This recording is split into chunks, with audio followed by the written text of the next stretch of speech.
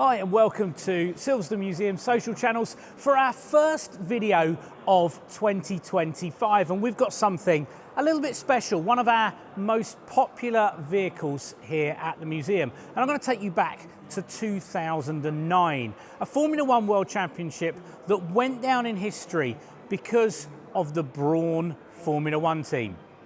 Jenson Button won the world title that year with the Brawn Formula One team. Now, it was born from the ashes of Honda's Formula One team. Honda pulled the plug. Ross Brawn decided, and I'm cutting a very long story short here, to keep that team going, bought it for £1, and this was the car they produced. Now, what happened was they took it testing and realised it was very, very quick.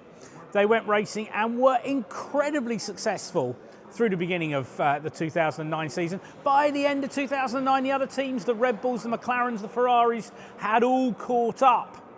However, Jenson had accrued enough points for them to win the Drivers' World title that year. And on the anniversary of the 75 years that we're celebrating of the Formula One World Championship, Drivers' World Championship, that we're celebrating in 2025, we're going to have a look at this car to start with. So I've got Laura on the camera today, and we've got a new camera, which I'm hoping you guys are appreciating the new tech. But if we get a look, first of all, at this front wing, I'm loving these front wings. Looked pretty oversized at the time. And I remember back in 2009 thinking, are they a bit ugly? Are they a bit oversized? But very quickly, as always, you get used to them. Looking at the detail here, the way in which the air is being channeled around the front wheels.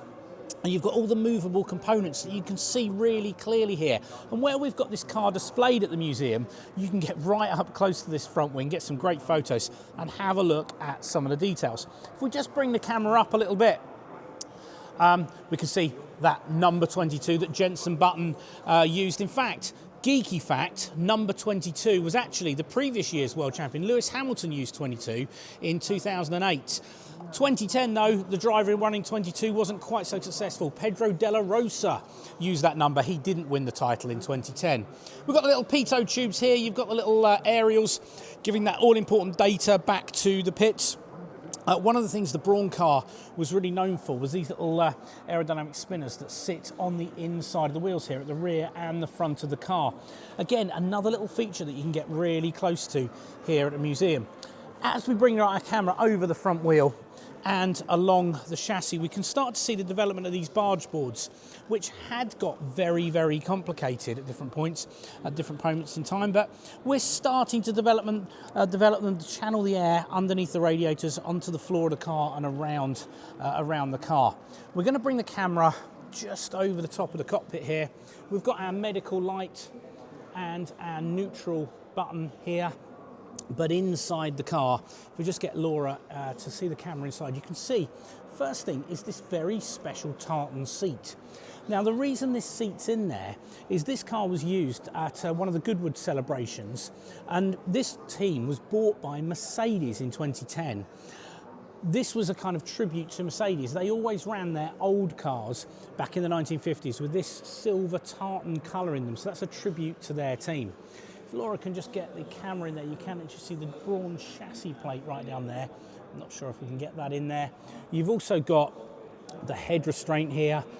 We can see Jenson's steering wheel. That's it. If we just bring the camera back up, we can see the head restraint here. And then one of the features that's very much a Mercedes feature, on top of the camera pod here, we have the chassis results here. Race 7 times, 1, 2, and 1 pole position.